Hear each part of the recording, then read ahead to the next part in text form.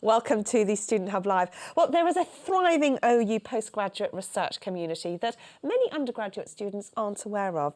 And they're all working here, mainly at Walton Hall, but some at a distance. And it's a really diverse cohort with many, many different academic disciplines. But the one thing that they have in common is that they all like cake. And so I've invited some colleagues from the graduate school and some students here, and we have a wonderful range of cake, which I'm super excited about. Because for the past 2 years, you've had this competition called Bake Your Research, which I think is absolutely fabulous, sort of inspired by Bake Off type thing. And it's a big cake fest, basically, and we've just had one here. So I'm joined by Judith Taylor. Rob Wilson is on our hot desk. Hello, and I bet loads of people are going to be talking about cake.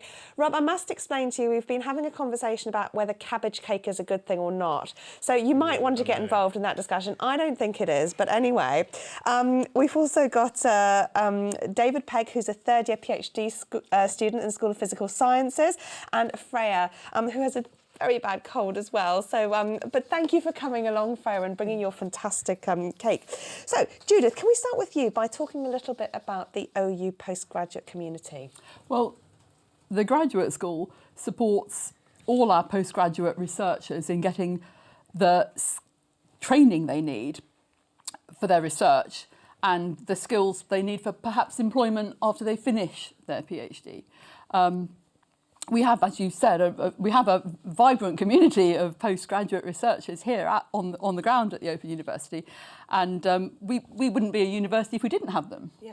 Because ultimately, you know, a university generates new research, yes, new information, new knowledge, and has to be at the cutting edge, and that's what our postgraduate community do. They generate knowledge. And there's so much research, and some things that new students may not know about are some of the OU BBC productions, that we have things like Blue Planet, but there's a lot of research that goes behind the scenes. And the research that our researchers do, they feeds in to some of that programming and showcases the world-class nature of the research that we do here at the Open University. Fantastic. So how do you get away with such a competition?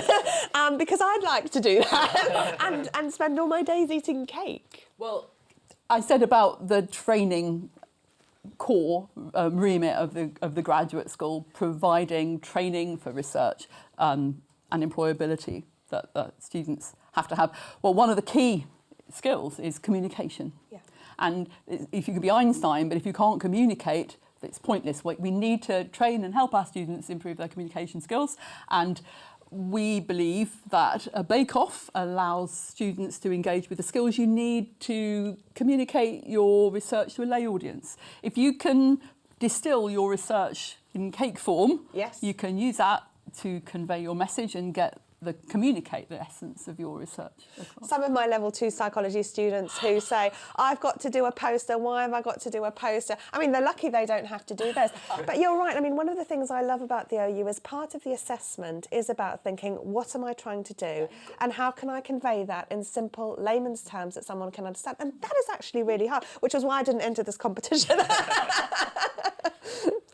But it seems facile, but you have to be able to think and distill down your research to think how you're going to portray it within a baked product, and then use that as a prop to explain to, you know, this is a judge competition, to the judges how your cake represents your research. And, you know, they're useful skills that will serve you well going forward in your career. No, absolutely. But, OK, so David then, you are looking at craters on Mercury and you've entered this competition. I mean, how did you start to then think about what you were going to do? And in a minute, we'll show your cake. I decided to pick a part of the planet that I could make a scale model of that would represent all the processes that went on the planet, Mercury, so it could tell a story and the history of the planet. OK, so let's see what you've made, David. This is your cake. I mean... So there's a few things going on there. It's a Black Forest gâteau with a chocolate fudge sauce on the side, which is rocks that were melted by the impact event, dripping down the side. And then the middle of it has been filled in with a salted caramel lavas, because many of the craters on Mercury later on filled in with lavas, and then there's a little bright spot towards the bottom that's a volcano. Wow. And how important was taste in all of this, Judith? Because salted caramel, I mean, it sounds delicious. It's the composition. I have to say, I think geologists have got it easy because strata are easy to represent in cake form. But you've done that. You've represented the different materials and the substrates that you've found through your research. And so it's not facile. It really has genuine legs. It's a really good way of representing your research in different materials that you've found. Because I guess in constructing this cake, you're thinking then about the craters, the tectonic plates, and you're looking at all of the ways to represent some of those things. How did you find choosing the ingredients for those aspects? I mean, did it all sort of just come to you, or?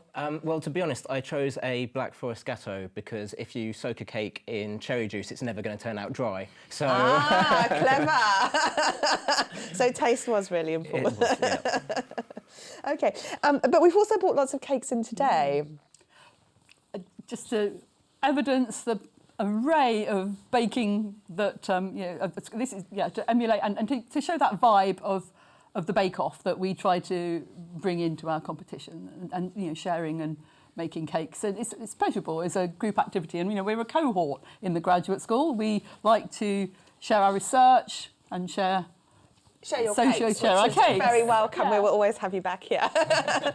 So Freya, this is your cake. It's amazing and very different to your cake. So what were you researching? What's your research? So I'm looking at reducing carbon emissions from heritage buildings in Cumbria, which is where I'm from. And so looking at how you can do things that don't detract from the heritage values of the building. So this cake's not a very good example because the roofs are covered in solar panels and solar thermal stuff. So it's maybe not sensitively retrofitted. But it was a good way to show the sustainable nature of what I was doing. And you've chosen particular ingredients for specific reasons, haven't you? Like David, but with a different motivation. Yeah, so it's made out of Grasmere gingerbread, which is a local thing that's been around. The recipe's been around since 1854. It was made by a lady, and they still sell it today. And it's a local and traditional and sustainable material, which is quite important for my project and what I'm looking at, because that's one of my areas of focus. So how are you doing your research? You're mentioning a specific location. I mean, and you're on campus a fair bit. Where are you going about doing your research? So in Cumbria, in the Lake District, and I'm visiting different buildings and things.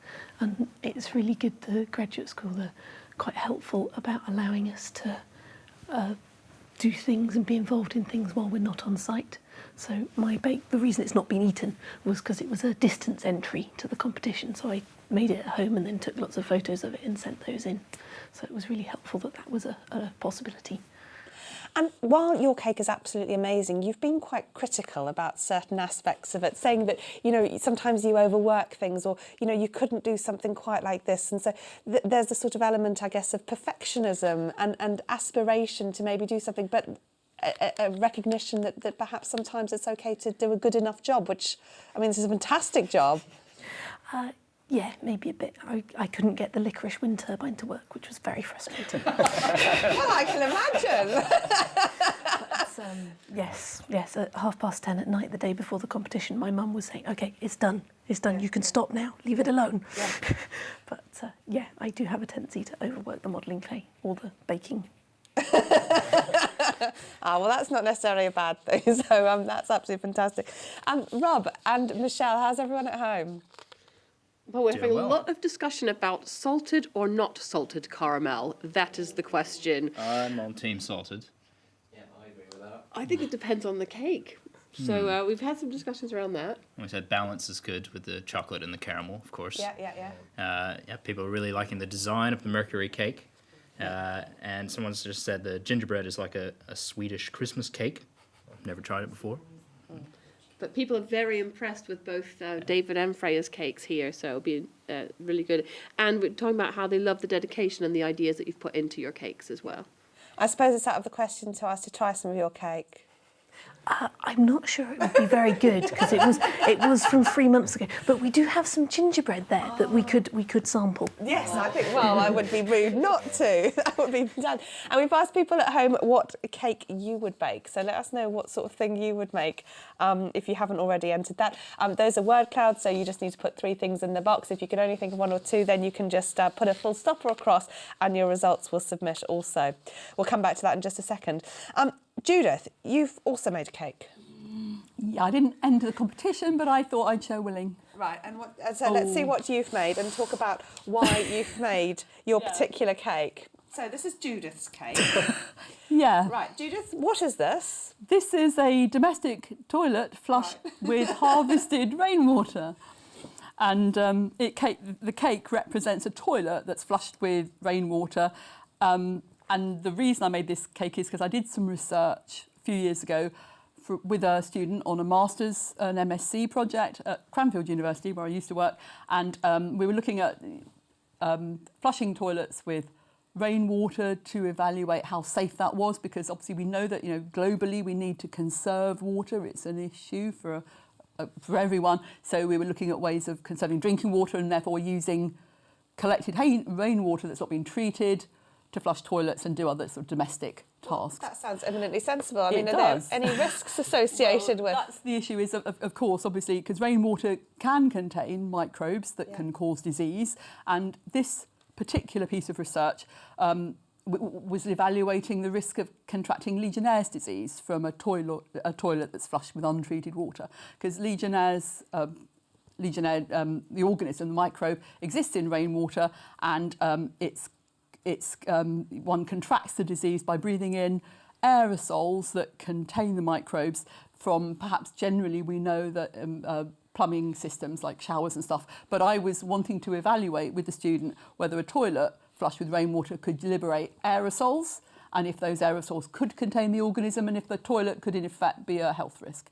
Well, what we found was that toilets do in fact generate aerosols that you can breathe in, but the risk of contracting Legionnaire's disease was very, very low. So how did you demonstrate this on your cake then? Right, well, I had popping candy in my cake.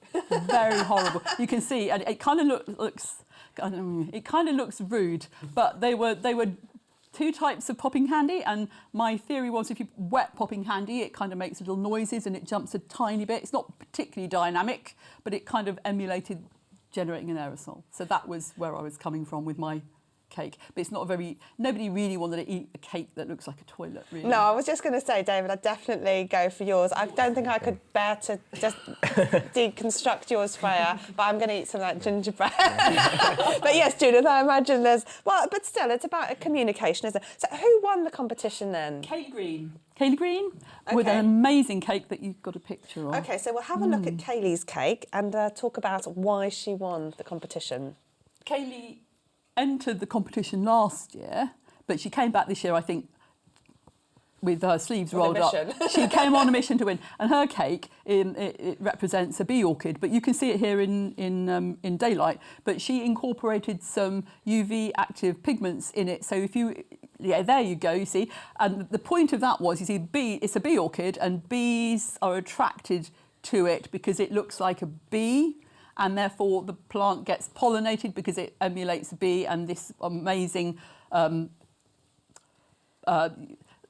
pigments that it has in it that can only be seen by the bees, it allows it to get pollinated more easily. So her cake completely communicated the essence of her research, the fact that these plants have strategies to aid their pollination.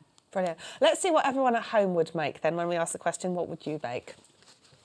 Brownies, cake, parkin, some very interesting cabbage, no, not cabbage cake, carrot cake, fairy cake, strudel.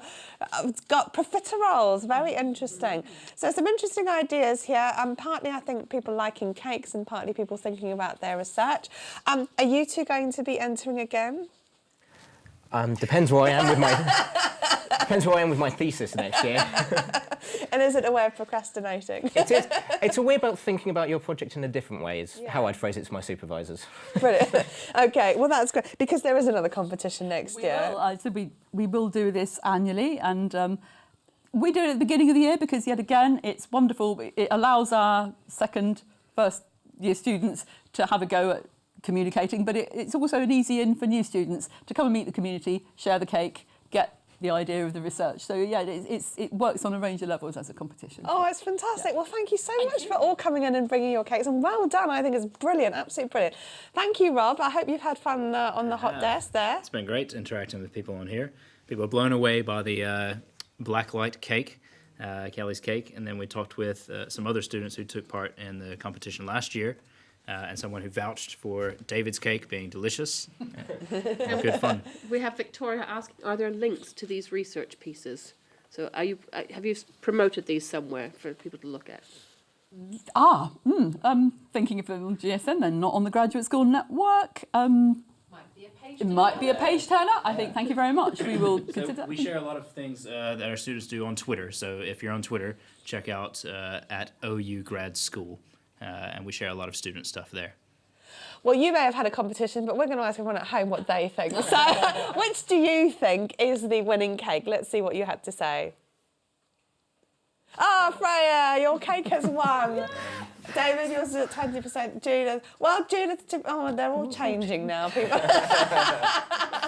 But Freya, we're very impressed with your cake. So thank you. I guess it shows that this is very subjective, isn't it? It must have been very, very hard to judge. Well, golly, it was, I think. But the students, I have to say, they had to write an abstract as well about their work, and they had to, in effect, defend their cake and their research to the judges, as well as feeding them. They had to talk. So, it's definitely a worthwhile and interesting exercise. Brilliant.